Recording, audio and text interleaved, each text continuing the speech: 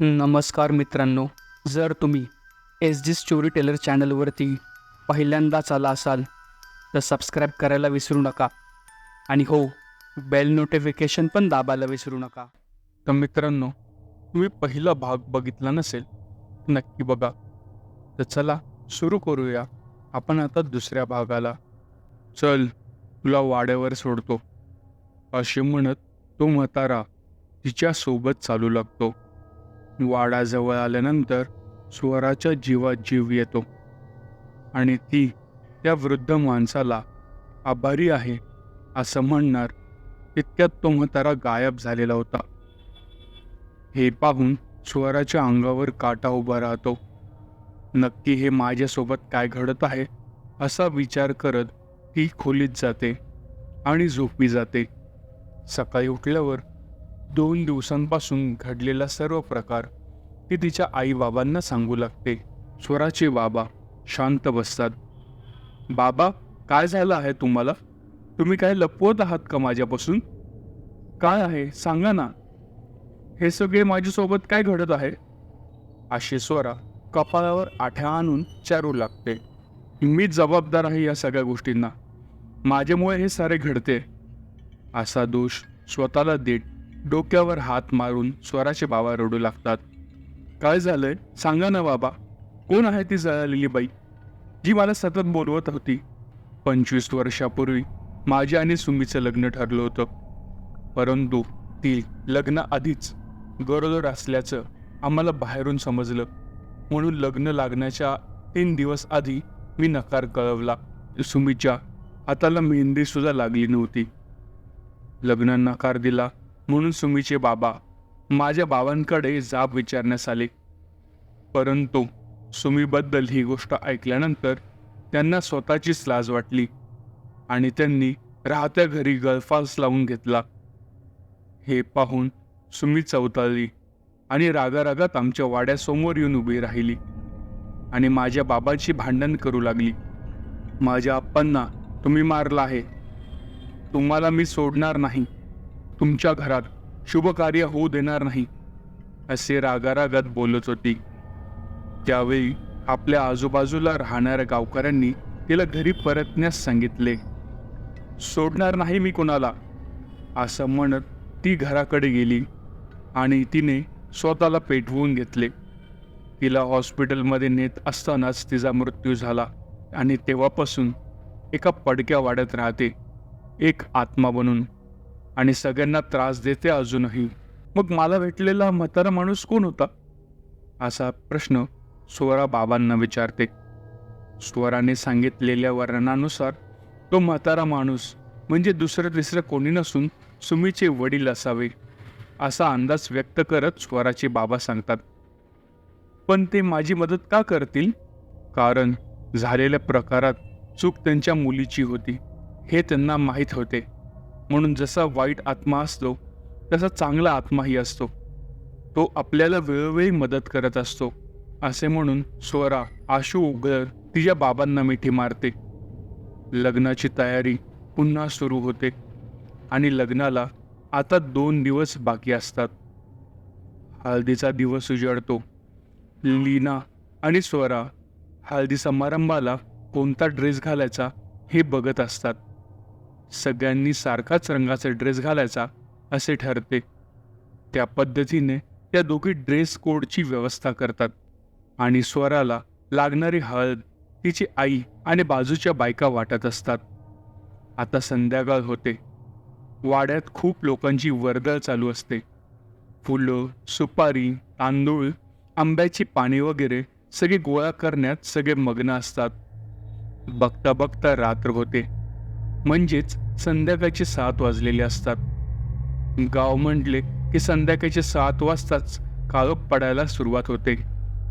साखरपुडा हा लग्नाच्या दिवशीच करायचा असल्याने हिरवा चुडा स्वराच्या हातात भरला जातो, परंतु अजूनही तावीज आपल्या दंडात नाही याची कल्पना स्वराला नसते. त्या घडलेल्या प्रकारची तिला आठवण सुद्धा नसते.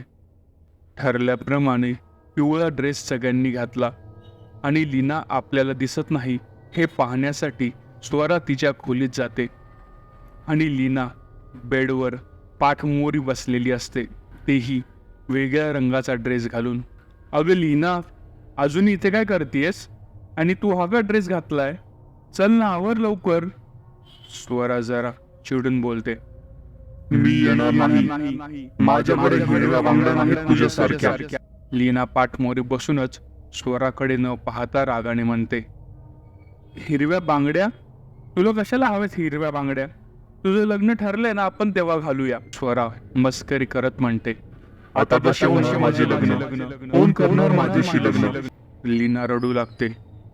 स्वरा तिच्या पाठमोरी आकृतीकडे बघत तिच्या खांद्यावर हात ठेवून म्हणते, अगं काय झालंय तुला? अचानक अशी का वागतेस? लीना आपली मान जसा पंखा फिरावा तशी वेगाने फिरून स्वराचा हात घट्ट पकडून ठेवते.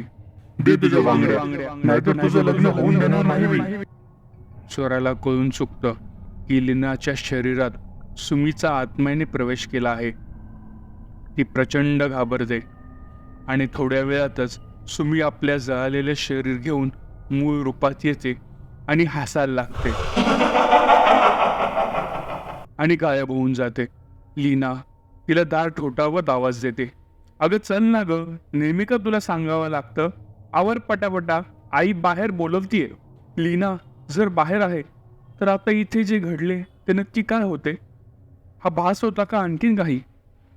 असं मनातल्या मनात विचार करत स्वरा बाहेर जाते. अगं किती वेळ? कधीपासून हळद लावायचे खोळंबे आहे? स्वराची आई चिडत बोलते. अगं आई, तिकडे त्या खोलीत. एवढं बोलून स्वरा थांबते आणि जर हा विषय आईला कळाला तर ती काळजी करत बसेल म्हणून ती गप्प बसते. हळद समारंभ पार पडतो. सगळ्यांचे जीवन आटपून सगळे झोपायला जातात. स्वरा आणि लीना दोघेही त्यांच्या खोलीत जातात. स्वराचा त्याच विचारांनी तिच्या डोक्यात भुंगा केला होता. नक्की सुमी माझ्या मागे का लागलीये? मला का त्रास देते ती? आता रात्रीचे 11 वाजलेले होते. भयानक स्मशान शांतता सगळीकडे पसरलेली होती. रातकिड्यांचा आवाज येत होता. अचानक काचेच्या बांगड्यांची खणखण स्वराला ऐकू लागते आणि मागच्या दाराने कुणीतरी पैंजण घालून फिरत आहे असा भास स्वराला होऊ लागतो. हळूहळू आपल्या अंगावरची चादर एक हाताने सरकवत बेडवरून खाली उतरते आणि मागच्या दाराने येथून आवाज येत आहे त्या दिशेने दबक्या पावलांनी जाऊ लागते. ती यावेळी प्रथम खिडकी उघडते. खिडकीत तिला कोणीही दिसत नाही. मग ती पुन्हा बेडवर जाऊन झोपी जाते. अंगावर चादर घेऊन झोपते. अचानक कोणीतरी सावली तिच्या जवळून जाते असा भास तिला होऊ लागतो. ती चादर तोंडावरून सरकवून मानेपर्यंत नेते आणि इकडे जिकडे पाहू लागते. पुन्हा चादर तोंडावर टाकते आणि झोपते. पुन्हा आवाज येतो आणि चादर सरकवते तर समोर सुमीची आत्मा केस मोकळे सोडून तिच्या पाशी उभी असते. स्वरा किंचाळते. तेवढंच लीना उठते. काय ग, काय झालं? किंचाळलीस कशाला? लीना काळजी करत विचारते. समोर पाहताच सुमी गायब झालेली असते. मग लीना स्वराला शांतपणे झोपवते आणि स्वतःही झोपते.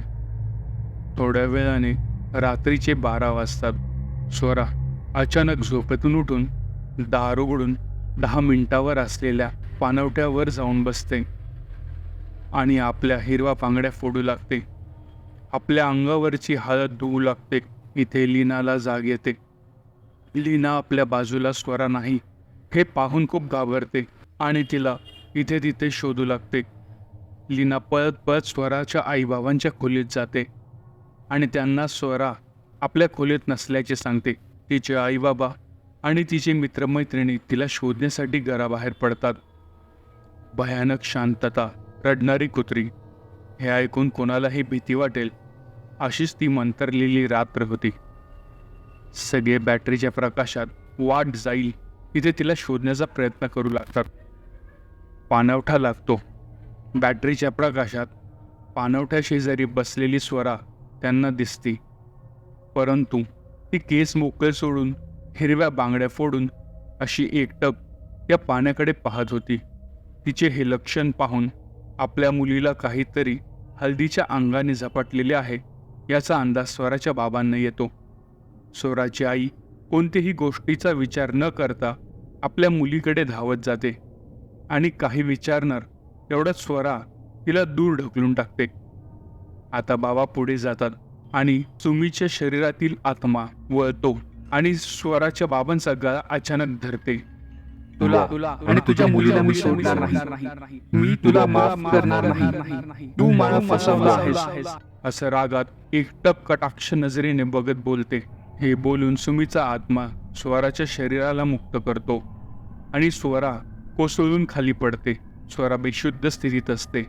स्वराचे बाबा स्वतःशी काहीतरी पुटपुटत स्वतःला दोष देत राहतात. स्वराचे बाबा स्वराला उचलून घरी घेऊन जातात. दुसऱ्या दिवशी सकाळी स्वराचे बाबा मांत्रिकांना बोलवतात आणि झालेला प्रकार कानावर घालतात. मांत्रिक आपल्या मंत्रोच्चाराने सुमीच्या आत्म्याला बोलवतात. ती आत्मा तडफड होऊन त्या मांत्रिकाच्या समोर उभे राहते. कोण आहेस तू? त्रास का देतेस या मुलीला? काय केलंय तिने तुझं? मांत्रिक चिडून विचारतो. सुमीचा आत्मा फक्त तडफडत उभा असतो आणि स्वतःला सोडवत रागात म्हणते, सोडा मला, सोडा. सोडणार नाही मी याला. याच्या मुलीला पण मारेन. सगळे मरणार. मी काय केलंय ग तुझं? मला का त्रास देतेस ते तरी सांग. आणि माझ्या बाबांनी काय केलंय तुझं? त्यांना का मारतेस? स्वरा हात जोडून सुमीच्या आत्माला विचारते. तुला मारलं तरच कळेल याला मूल गमावण्याचं दुःख काय असतं रे. सुमीचा आत्मा रडत म्हणतो, पण यात माझ्या बाबांची काय चूक आहे? त्यांनी काय केलंय? त्यांनी मला सर्व सत्य सांगितले आहे. तुला त्याने सर्व सत्य सांगितलं असं तुला वाटतंय, पण ते पूर्ण सत्य नसून अर्धसत्य आहे. सुमीचा आत्मा बोलतो. अर्धसत्य? मग काय आहे पूर्ण सत्य? सांगते. तुझे आजोबा या गावाचे सरपंच. पूर्ण गावात त्यांचा दरारा होता. त्यांचा निर्णय म्हणजे काळ्या दगडावरची पांढरी रेघ. तुझे बाबा आणि माझे प्रेम होते. खूप सुखाचा संसार करू अशी बरेच स्वप्न आम्ही पाहिली होती. परंतु आमच्याकडून एक चूक घडली आणि माझ्या पोटात तुझ्या बाबांचा अंश वाढायला लागला. तुझ्या आजोबांना हे कळालं आणि ते भयानक संतापले तुझ्या बाबांवर. परंतु कोणालाही ही गोष्ट कळणार नाही याचे वचन तुझ्या बाबांनी माझ्याकडून घेतले आणि मीही दिले. तुझ्या आजोबांनी माझ्याशी लग्न करून देऊ असे वचन मला दिले. परंतु लग्नाच्या 3 दिवस आधीच त्यांनी ते वचन मोडले आणि माझ्या बाबांना खोटं सांगितलं की मी दुसऱ्या कोणापासून गरोदर आहे म्हणून. आणि त्यामुळे माझ्या बाबांनी गळफास घेतला आणि मग गावाला कळाले तुझ्या बाबांचे प्रताप. म्हणून मला तुझ्या आजोबांच्या सांगण्यावरूनच त्यांच्या माणसांनीच मला जिवंत जाळले. आता सांग, काय चूक आहे माझी यार? काय चूक होती माझ्या बाळाची? सुमीचा आत्मा रडून बोलू लागतो. हे ऐकून स्वराच्या पायाखालची जमीन सरकते आणि डोळ्यात टचकन पाणी आणि बाबांविषयी थोडीशी चीड तिच्या डोळ्यात दिसून येते. आपले बाबा असे काही करतील यावर तिचा विश्वासच बसत नव्हता. पण तू मला का त्रास देत आहे? स्वरा बोलते. आपल्या पोटच्या गोळ्याला त्रास झाला की किती काळीच तुटतं, म्हणून मी हे सगळं केलं. माझं आयुष्य पूर्ण उद्ध्वस्त केलं, माझी काही चूक नसताना. सुमीचा आत्मा बोलतो. स्वराचे बाबा डोळ्यातून पाणी काढतात, आपली चूक सुमीसमोर मान्य करतात आणि हात जोडून सुमीची माफी मागतात. मला माफ कर, माझ्या मुलीला त्रास देऊ नकोस ग. हवा असेल तर मला मारून टाक. सुमी एक आत्मा असूनही अजूनही स्वराच्या बाबांशी प्रामाणिक असते आणि अजूनही त्यांच्यावर प्रेम करत असते. तुमच्या कुटुंबातील सर्व व्यक्तींना त्रास देणार नाही असं वचन ती स्वराला देते आणि सुमीची आत्मा पुढे एकही शब्द न बोलता कायमची मुक्त होते आणि स्वराचे लग्न छान पद्धतीने पार पडते. तर कशी वाटली मित्रांनो तुम्हाला ही गोष्ट? आवडल्यास लाईक, शेअर, कमेंट आणि हो, सबस्क्राईब करायला विसरू नका आपल्या चॅनलला. तर भेटूया पुढच्या अशाच गोष्टीमध्ये. धन्यवाद.